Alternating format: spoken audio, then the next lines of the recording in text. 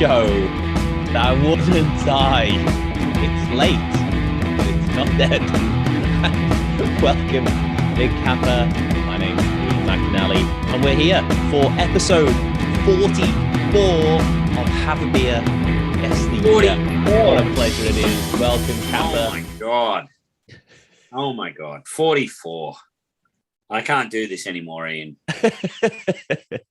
44 weeks. Don't take this as an insult, Ian, but it does feel like a lot longer. Feels like well, it hasn't been 44 consecutive weeks. That's the point. It's not consecutive weeks. Ah, yes, that's true.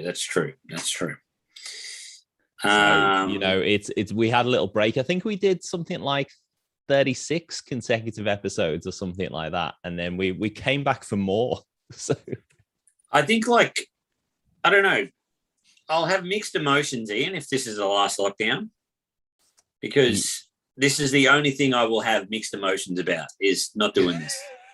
Well, last time we were like, look, we won't do it anymore, but maybe we'll do it monthly in a bar or something like that. But then we were kind of like, fuck that. Well, maybe we'll try it this time. Once a month somewhere. We just didn't know that we were going to be plunged back into the depths of lockdown. Yeah. So, this is what, but we are here. We're the constants in people's lockdown diaries. It is a very constant thing, and it's something that everyone can look forward to. It's so fun. So thank you, everyone. I'm so pleased to see Kel's in here drinking Westside Ale Works beers. Oh yeah, I haven't had any of those since our last live episode. No, I actually I got some of their cans recently, and I've got to say, I'm very impressed with the with the cans. Right. Yeah. The hazelnut brown, very good. The Cali Ale was very good. A few other belters, and we've got Bench Pressington on the Tillman's Hellers. Oh, cracker. And we've got Craig drinking Dad's Pills. It sounds so dodgy, Craig. Dad's Pills and Dad and Dave's from Dad and Dave's Brewing. Dad and Dave need to have a word about the name of their brewery, I feel like. Ian, that's kind of like you know that thing, right? What's this? It's like an old Australian story, Dad and Dave. I don't know that.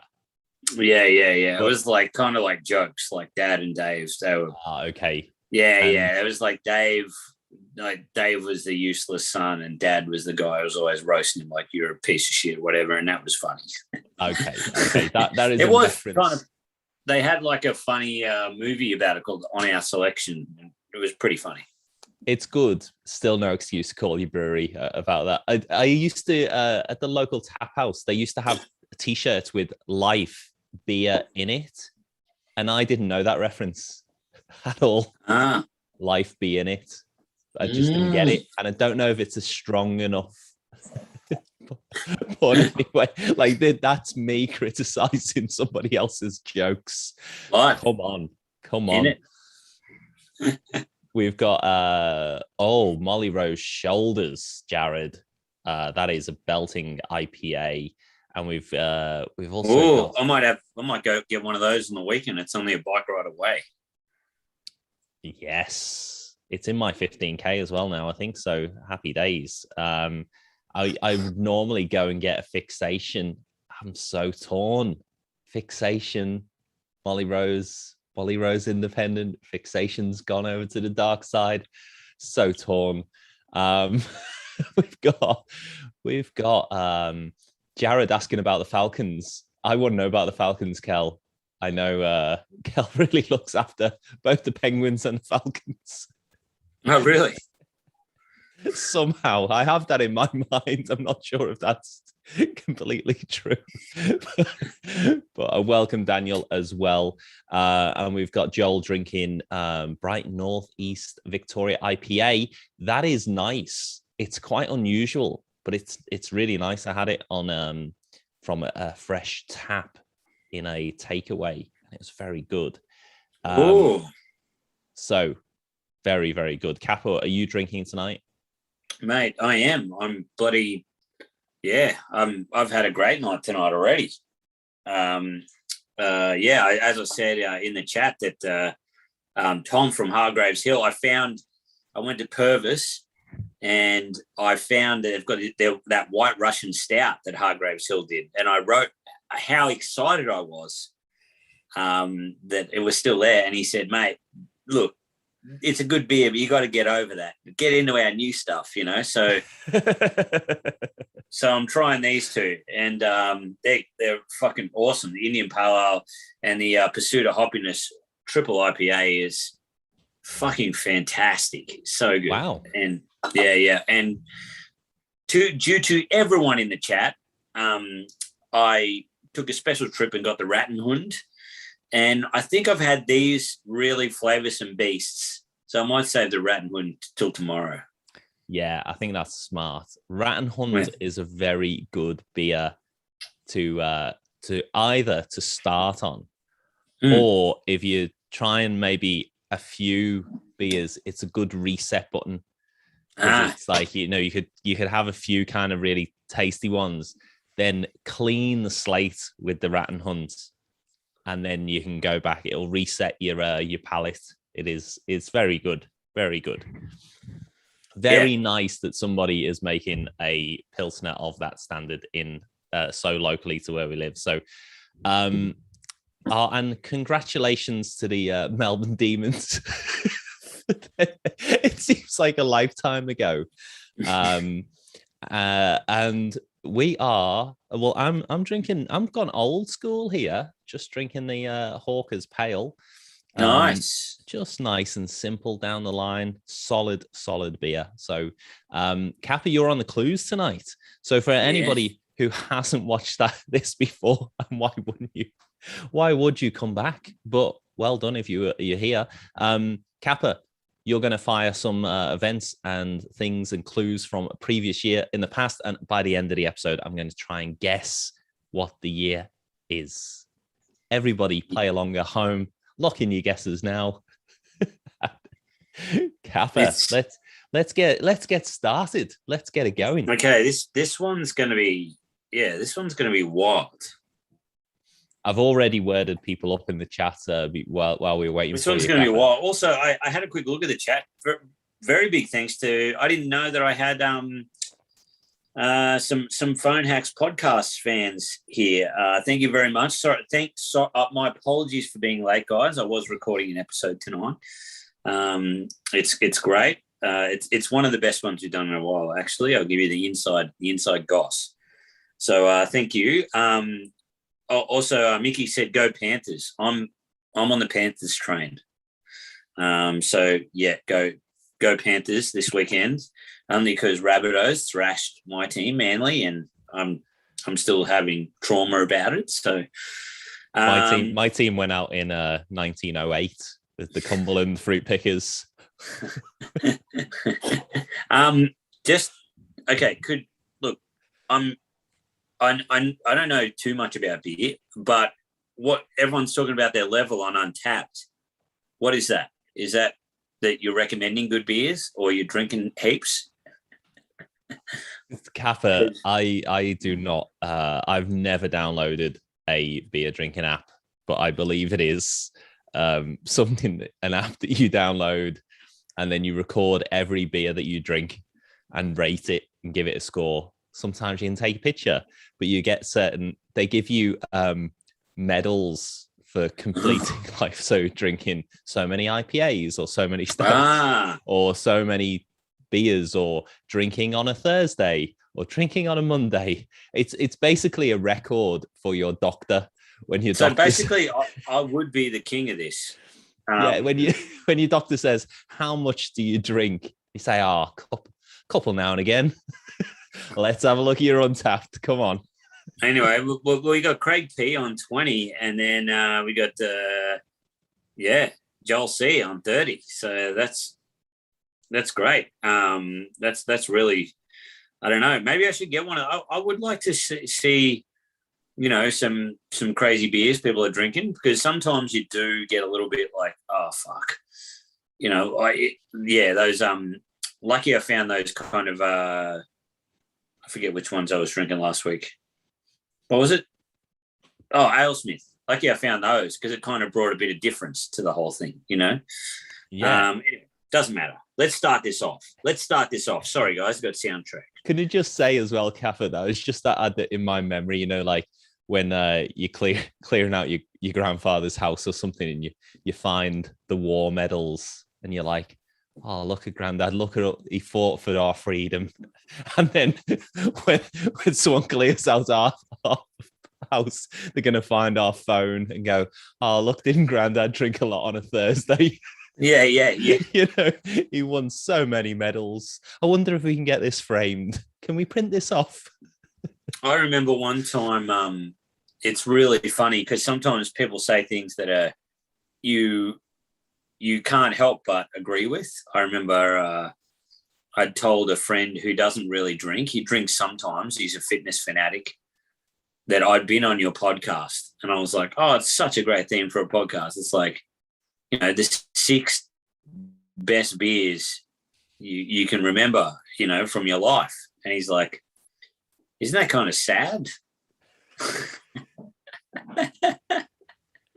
Like, it's so funny, man, because it does show you that because people do, focus on these shit little things to get through their whole life. And you're like, this has been my thing. Like, it is. It's one of those things, though. Like, it's not sad if I'm interviewing somebody who works in the industry, whose life work is in that topic. But it is quite sad for you. just and me as well. Just do it as a hobby. This is the best beer I've ever had. These 6 beers defined my life. Oh, do you work in beer? No. Have you ever brewed? Not really. I just have a side interest in it. Very good. That, actually, one of my favorite movies of all time is Beer Buddies. I love it. Yeah. So good. For anyone, everyone in craft beer probably would have had it, but it's not really about beer, but they are drinking the whole time, apparently, during filming and stuff. But it's just a great movie. I loved it. Anyway, all right, let me get started on this. Sorry, guys. Sorry to dick you around. All right. In this year, on Have a Beer Guest of the Year, the International Telecommunication Union, a specialist agency of the United Nations, is established. Oh, the United Nations. So it's that's a good clue there, Kappa, because it means it's after the 24th of October, 1945, when the United Nations was founded. The International Telecommunication Union, a specialist agency of the United Nations, is established. The first quintuplets are born to survive infancy. Wow. Do you know whether it was naturally or IVF? Ian, as if this makes a difference to the... or IVF was only after 1980. I in my local area growing up, there were sextuplets, all girls, IVF, and their family name was the Waltons, which was quite funny because of the American TV show. And my mother's, they were about the same age as me. So like if you went to the local nightclub or something, one of them worked behind a bar and the other 5 would be in there. Right? And one of my mother's friends said, oh, I believe the Waltons go to the same nightclub. And they're like, oh yeah. And she just goes, it's a shame they weren't better looking because they would have got a catalogue contract. She's slamming them. Because she just had this idea that if they were attractive, they would have some sort of deal with the catalog company that they could all wear the same clothes or something. I don't know. What the hell? You can Crazy. have one person anyway. Doesn't Crazy. matter. Anyway, they were IVF, so Would have been hence my some guy's interest. dream move. Like if that was his dream woman, you know, every family Christmas he would have 5 of them. I mean, not had them, but being able to look at, you know. Anyway, Well, they were born within kind of like 20 minutes of each other, but then they weren't identical. So, but they used to. I think the family tried to milk it massively. Like they got the local car dealership to give them a minibus and stuff like that. Love that. They definitely tried to. I so would do that. Yeah. Joel C. He had triplet falcons hatched today. Anyway, so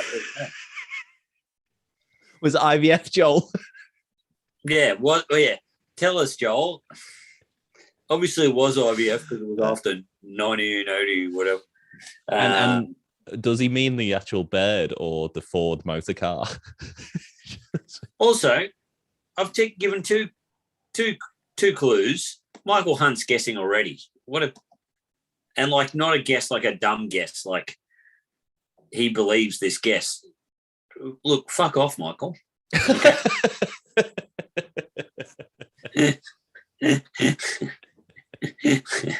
No, please stay. We need the viewers. Yeah, look, I've seen the audience numbers. Kappa, can you just tone it down a bit? I think it's gone down by 6. Yeah. All right. So let's just say vitamin K is invented. I don't know which one is vitamin K. Maybe people can help us out in the chat. Isn't that ketamine? Isn't that? Is that not the?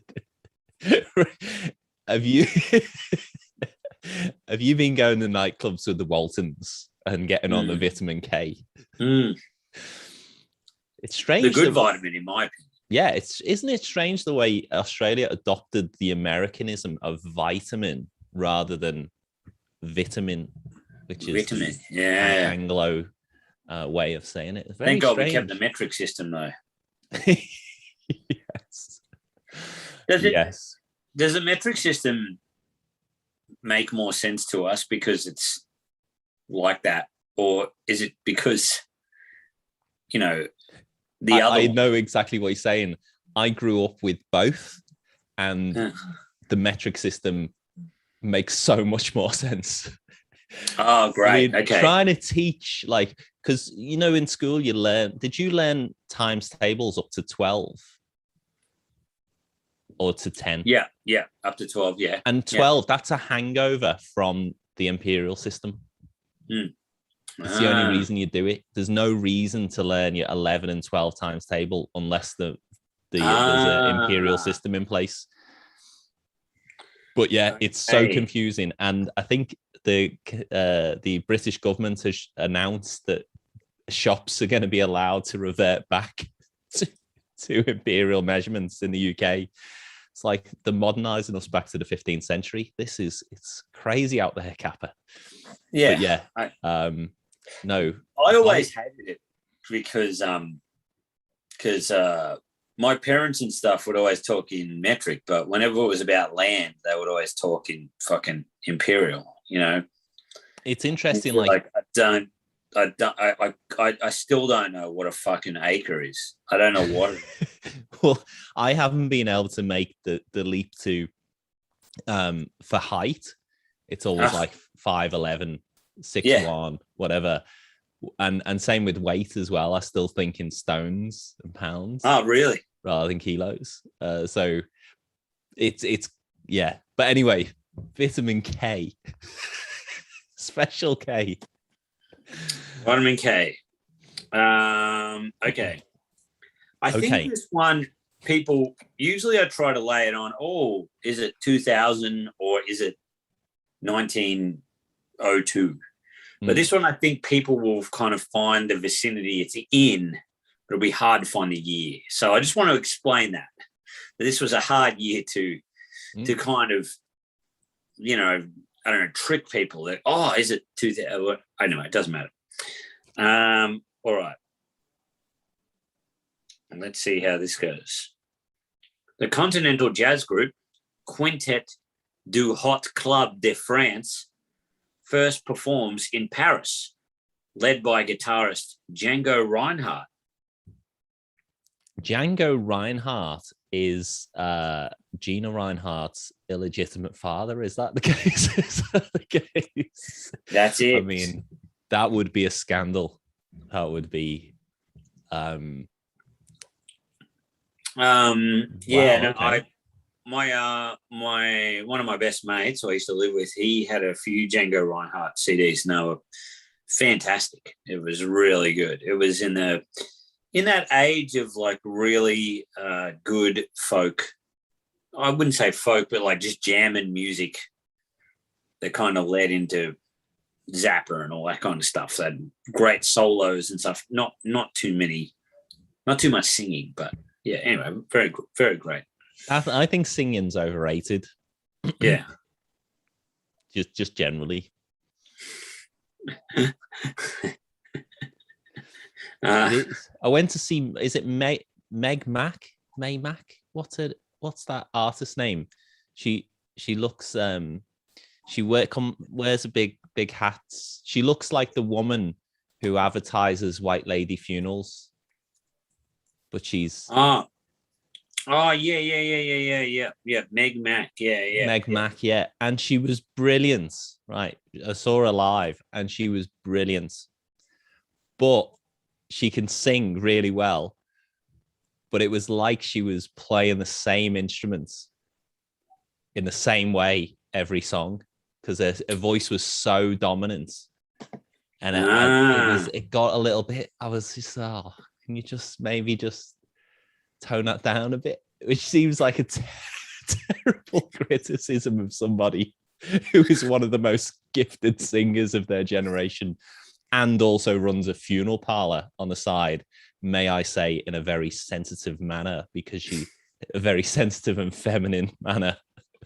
But I mean, very talented, but I was thinking by the end of the gig, I was like, could you not, maybe the last two songs, you just tone it, just, yeah, you know, give it like 70%, or, you know. Well, they're probably heavily influenced by Django Reinhardt, but I saw the Mars Volta a few times, which I loved, you know. Yeah, sometimes it would be a fair bit of singing, which was good, and then a fair bit of jamming. Sometimes all jamming, and you'd be like, a bit of singing wouldn't go astray. A couple of songs. Yeah, a bit of variety. Stop being self-indulgent, and you know, you want play us one we know. That's always good. Do a bit of experimental stuff. The best bit, Capo, was a band who I grew up in my local area called the Coral, and the Coral, amazing band. But the best thing about the Coral for me was finding out that when they perform live, they never do an encore. That bit of information is amazing, because when everybody's hanging around waiting for them to come back on, you can just go and beat all the crowds, get in a taxi, get served at the bar first when you go to the pub next door.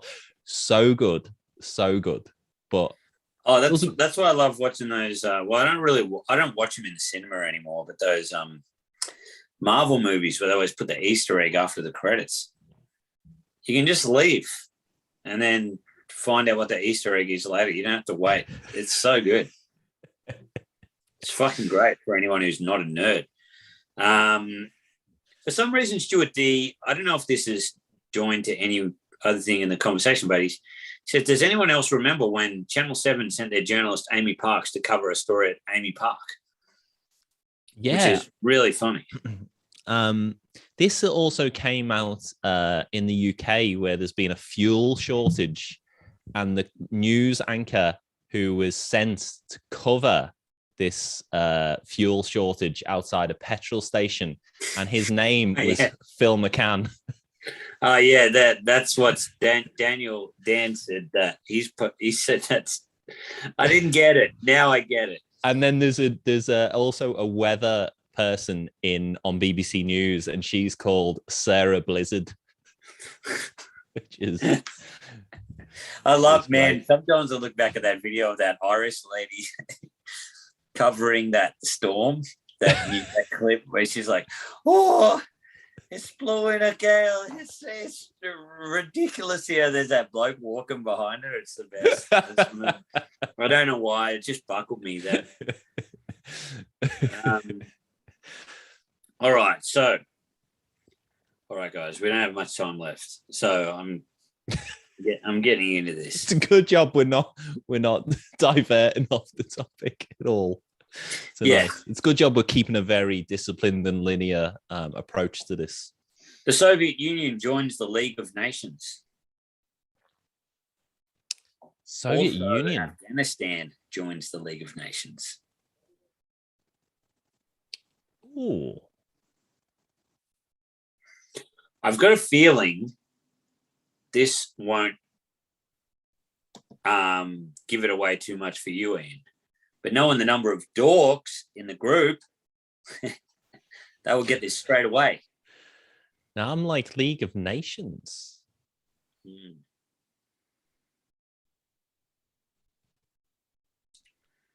Yeah. All right. So keep us going. Quiet on the chat right now. Everyone's kind of like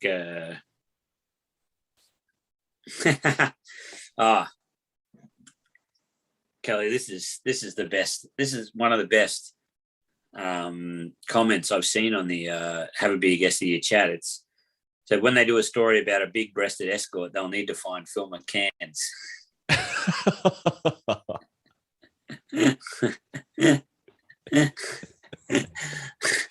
That is fantastic. And that also has a car reference, the Ford Escort, which is very, very fine. Okay. Right. Political parties are banned in Bulgaria. Oh.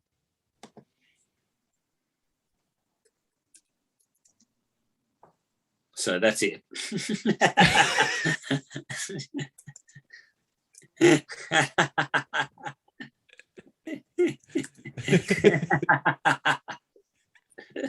That's all. That's good to know. It's good to know. Yeah. It does make it better, if you don't know who to vote for, it really does. A bit of controversy, because I've got to tell you guys, this is why I did read the questions, because before it did say that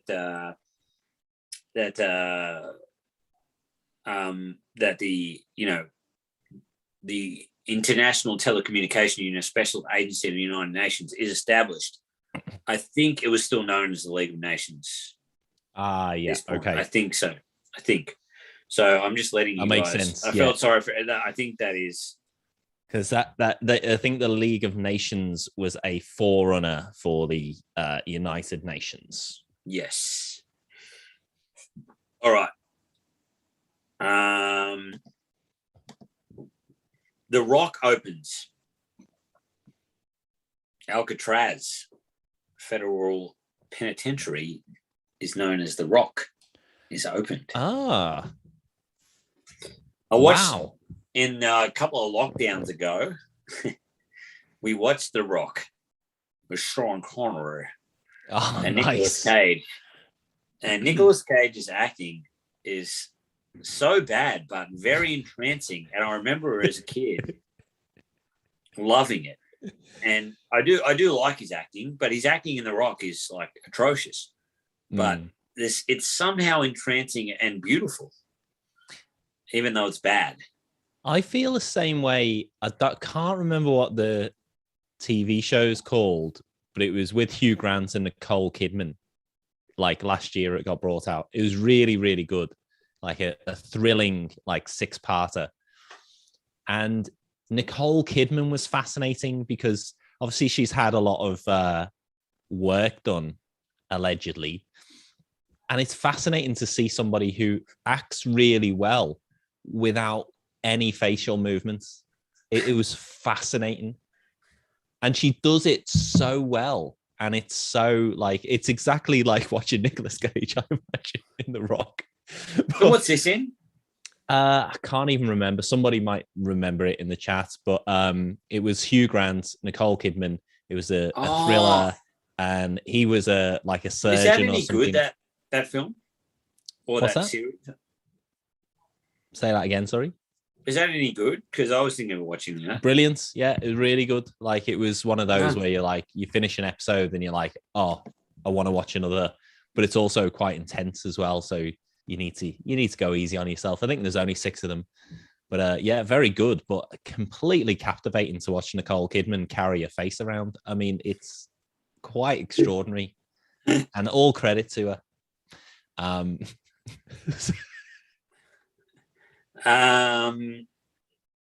Okay. All right. So let's say the first ever general strike is in the US. Oh, okay. General strike, that's when everybody goes out, which I kind of like the idea that, not only just the railway workers go out, but everyone goes, had enough. That's it. It's basically like lockdown, but you don't have to work from home. But actually, sorry, I did look at this and it says the first general strike, but then I've Googled it to find out what the first one was, but then it hasn't brought up this year. It's brought a year up that is over 300 years earlier. So don't actually disregard that one. 300 years earlier in the US. I mean, was the US even, it wasn't even founded? I'll give you a clue. I suppose Christopher Columbus, but with more. Okay, here's something that's big, because I used to have to go to this fucking museum every time we went to Brisbane. Charles Kingsford Smith makes the first eastward crossing of the Pacific Ocean from Brisbane. Wow, and there's a museum about that in Brisbane. I don't know if it's at the airport anymore, but I used to have to go there to my granddad. Whenever my granddad had to drop some off at the airport, or whenever we had to go, and my granddad would always go there. Even when I was like 19 or 20, when I had to fly back to Sydney, we'd always go early to go to the Charles Kingsford Smith Museum and see the plane. I'm all for that. I love it, and particularly like the more obscure, the better for me. Like growing up in Keswick in the Lake District, a small town in the Lake District, beautiful place. They've got a pencil museum, and in Southport, which in the UK, which is just north of Liverpool, they have a lawnmower museum. I mean, I love that. I love good. That. And the thing is, man, these museums, they're so funny, but you don't appreciate it till you're older. That your granddad took you to the plane museum. When you're young, you're like, oh my God, a plane museum. All you want when you're younger is you just want to got to read all the plaques. But now I'd be like, yeah. I would have killed, my grandfather, rest in peace, for him to take me to the museum and have a look, Yeah. Yeah, I would have killed for that, Oh, anyway. Youth is wasted on the young, and so are the museums. Yeah, museums are wasted on the young. Okay. Let's keep it going, guys. Let's keep it going. Enrico Fermi works on the creation of new elements through the bombardment of uranium with neutrons. And then Irene and Frederick Joliot-Curie create the first man-made radioactive substance by bombarding aluminum with alpha particles. Wow, that is a breakthrough. So who was that? Was that Marie Curie? Yeah. Nice. All right. I'm in a ballpark now, I think. I haven't nailed down the year yet, but okay. All right. But I think I've got my answer for those quintuplets. I don't think they could have been IVF if it's the year I'm thinking. Okay. What about this? American outlaws Bonnie and Clyde are ambushed and killed by police in Bienville Parish, Louisiana. Bonnie and Clyde. There's lots of films about Bonnie and Clyde, and I can't say I've watched any of them. Quite a toxic relationship.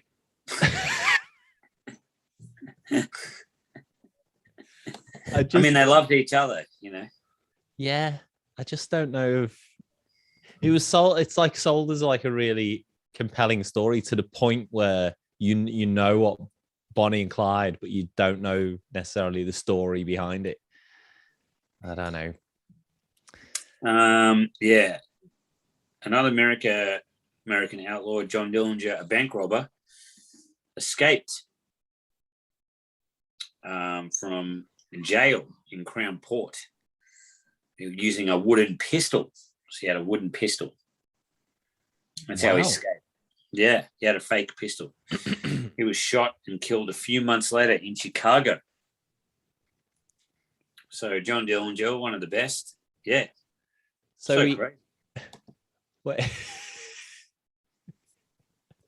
Did he know it was made of wood? Presumably. I think so. I think no one else knew. Can you imagine in like woodwork class in the prison? Oh, what are you making there, John? Nothing. Just nothing. I don't know. Like, this is kind of dumb to me. This is a broad saying, and I guess there were less roads and less people back in this time.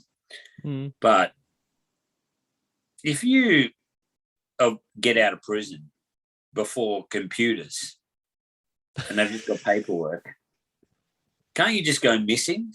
Like, can't you just, like, you know, if you're in America like John Dillinger, can't you just go to the other side of America, hitchhike, do all this stuff, and then just change your name? You know, it's before computers. Yeah, you could probably just go to the next state. You'd have to be so dumb. Yeah.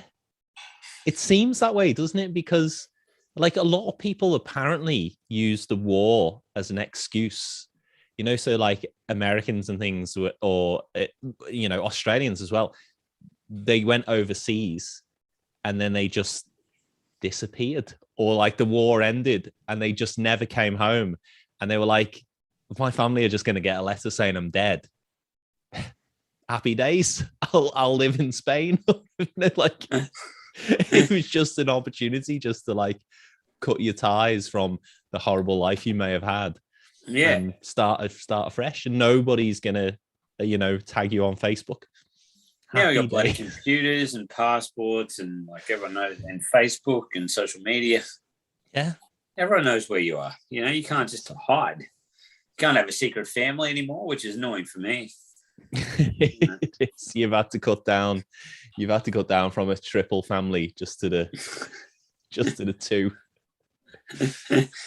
The comic strip Flash Gordon debuted, and Donald Duck made his first ever appearance in The Wise Little Hen. Donald Duck. Flash Gordon. Now, I think I've got a hunch that this is in the same decade as we did, I think, last time, because some of the clues last time were around Popeye. Trying to think of the others. Might even have them written down here. There was some Tarzan as well. Yeah. All right. Shall we do a couple more clues and get people to lock in the guesses? Okay, let's do this. Let's do this. All right. Here's a big thing. The Night of the Long Knives in Germany began. The Nazis would conduct a series of political assassinations to ensure Hitler's hold on the country's government.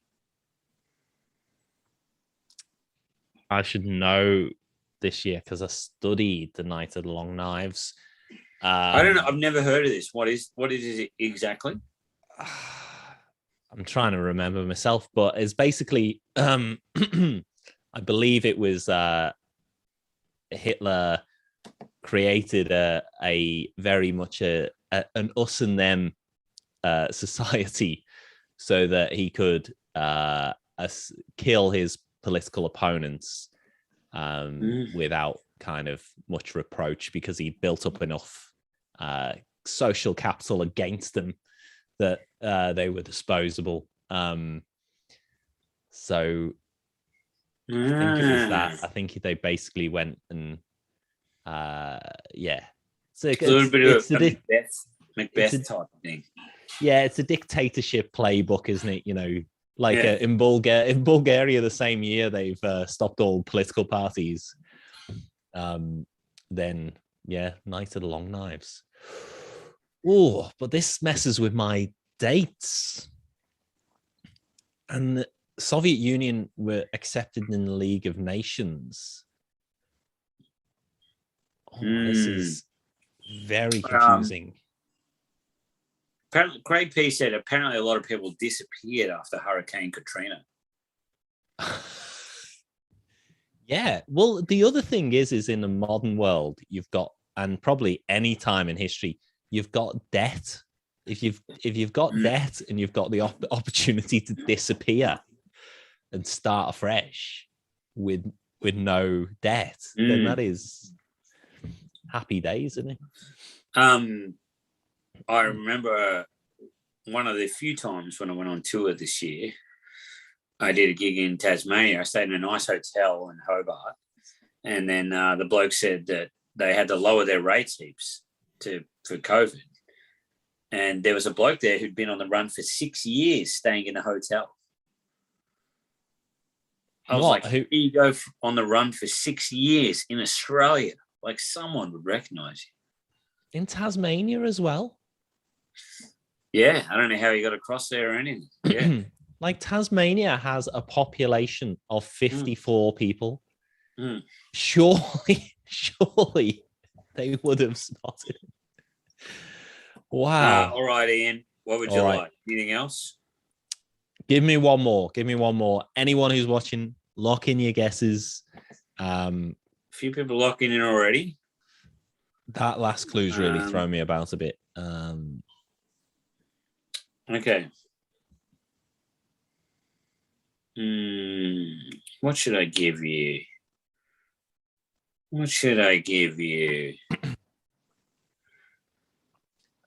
Still amazed that the People's Liberation Army began the Long March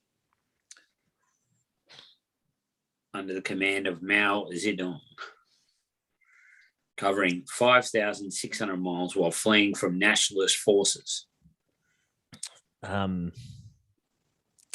The comedians David Baddiel and Frank Skinner in the UK, when they lived together, they had a cat called Chairman Meow. That's British comedy. It's either the best or the worst. Well, yeah. David Baddiel, I think, named the cat, and he's not that funny. So so that's all I've got on Mao. So all right. This is going to be a bit of a I was going to say it's going to be a stab in the dark after that Night of the Long Knives. Yeah. Oh, that's really messed me up, because I was a few stabs in the dark.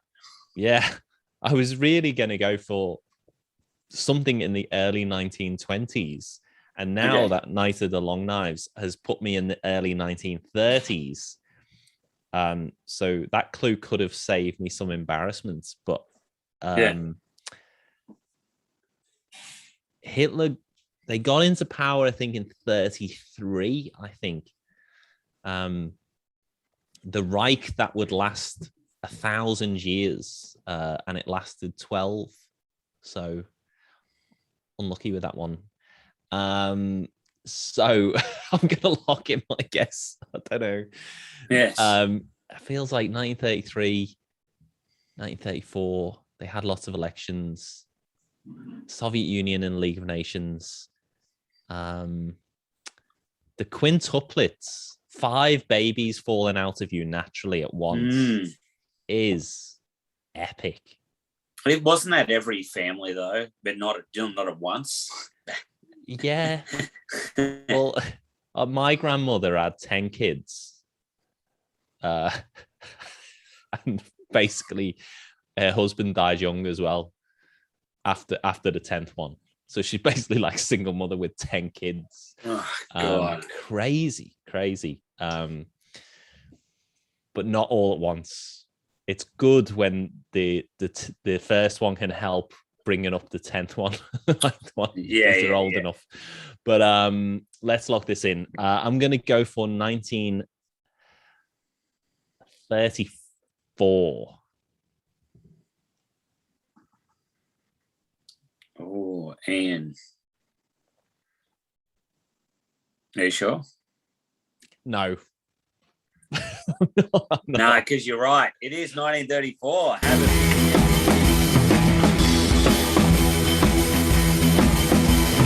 Yeah. Wow.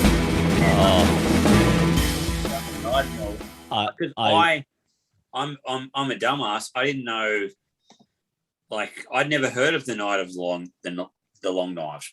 You know, I thought Ian could be oblivious to this, but being a I honestly, I didn't know that it happened in 1934, but I knew that they took power in 1933, and then they had something like 5 elections in quick succession each time, kind of given the the cover of democracy, saying, oh well, and they just happened to win bigger every time.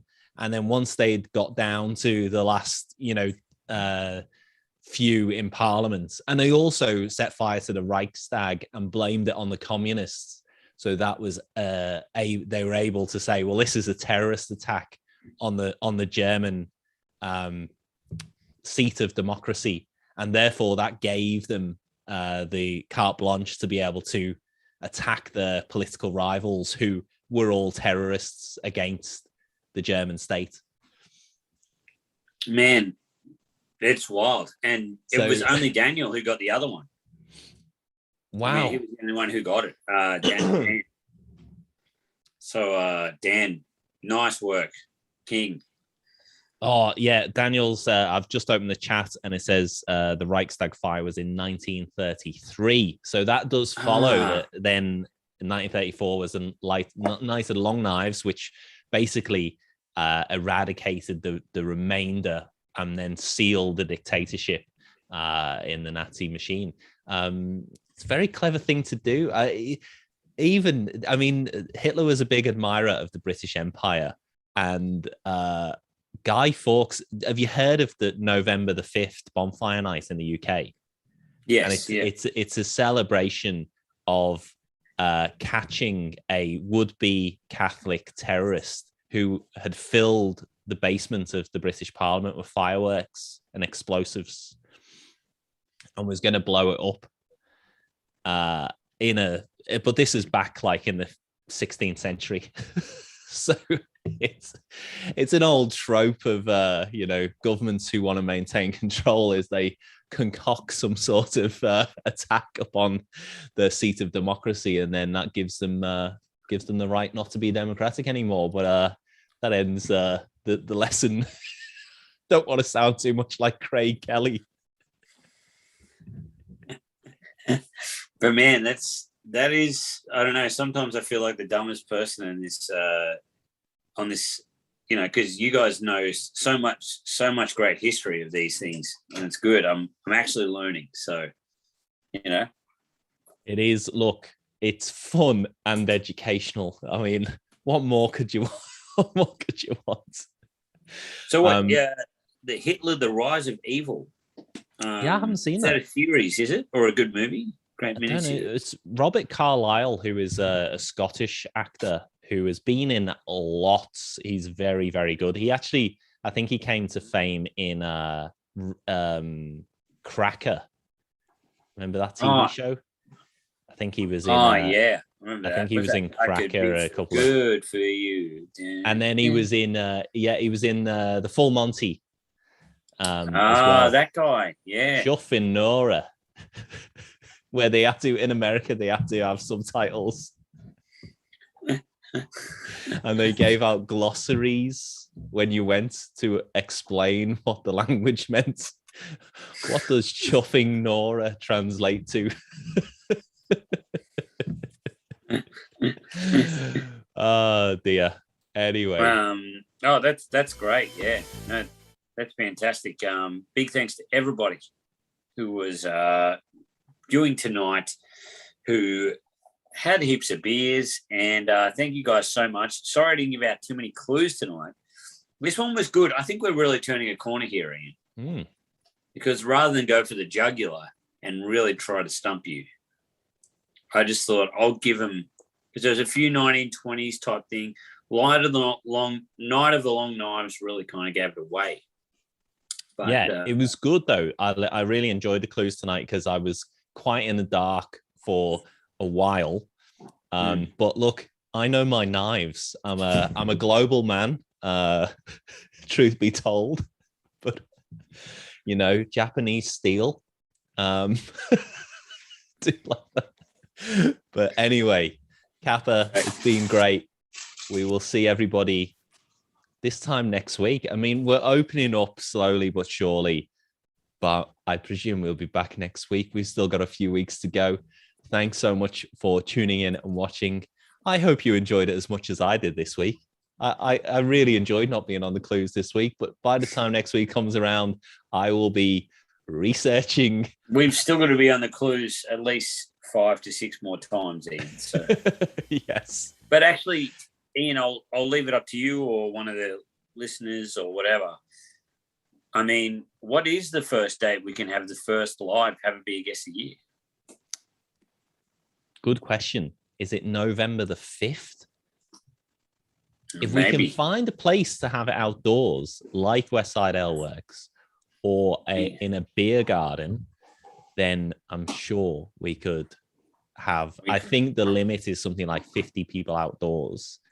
Then that would be fire. Let's do that.